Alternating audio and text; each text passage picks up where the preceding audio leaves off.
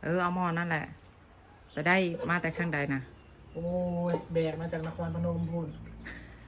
หน่อไม้ส้มเพื่อนสาวอ่ะเรามาใกล้ๆนะเราเอามาให้เป็นลังผูกบ่แม่นน้อยๆเด้เป็นลังไปตะแกงได้แล้วหิวละตีโอ้ยบ่หิวเท่าไหร่เนาะจะสิโชว์ฝีมือนะแน่นอนอยู่แล้วนี่ลูกจนโมโหหิวกินมาม่าไปละกระโบฟ้ากันเฮ็ดกระโบอยู่วิธีเฮ็ดอย่างไรนะค่อยจะเฮ็ดเวียกค่อยอยู่โอ้ยเวียกลาจะเทนอพอแล้วล่ะเจ้าไก่มาใส่นะใส่ไก่ลงไปขั่ว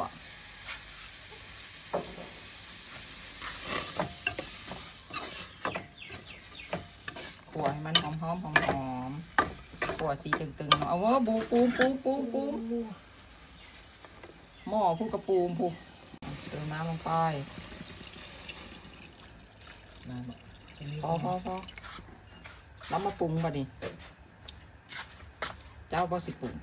เจ้าไปปรุงเองเลยใส่เกลือใส่ร้านมันสิเค็มใส่ร้านมันสิเค็มใส่อูมามิพอแล้วใส่ลายแซ่บลายใส่หน่อยแซ่บหน่อยใส่น้ำปลาขาดบ่ได้ปลาแดกให้มันเดือดก่อนเดือดพุกแล้วใส่หน่อไม้ต้มใส่หน่อไม้ต้มมาใส่หน่อไม้ส้มที่เฮาต้มแล้วอันนี้ต้มเย็นน้ำนึ่งแล้วเอาใส่ลงไปต้มครับอันนี้เลยไปแกงเลยแกงให้มันอันนี้เขาเนื้อเขานางซุปใจกันไว้ซิมแล้วก็กินแหละพอบัวซุปแล้วแซ่บแล้วใส่อันสุดท้ายปลาอีตูมันจะได้หอมไม่กินเรื่องแกงก็ไม่ส้มพร้อมเลยอันบ่พร้อมก็กินมื้ออื่น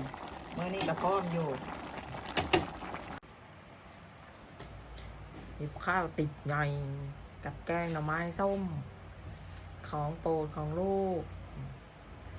ก็จะกินอ่ำแซ่บมันเป็นเท่าไหร่กับผมเลยนะผมก็อยากกินน้ำพนปุยลุยอุยนุยอ้ำพน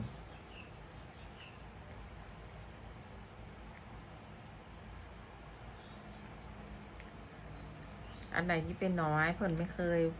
ว่าไม่กินเลยนะบอกแล้วมันอร่อย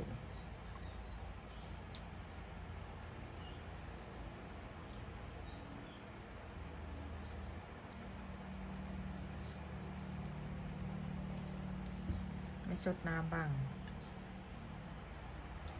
ข้าวยัดเข้าไปเกี๊ยวอุบุยเอาตุยใช่ปะ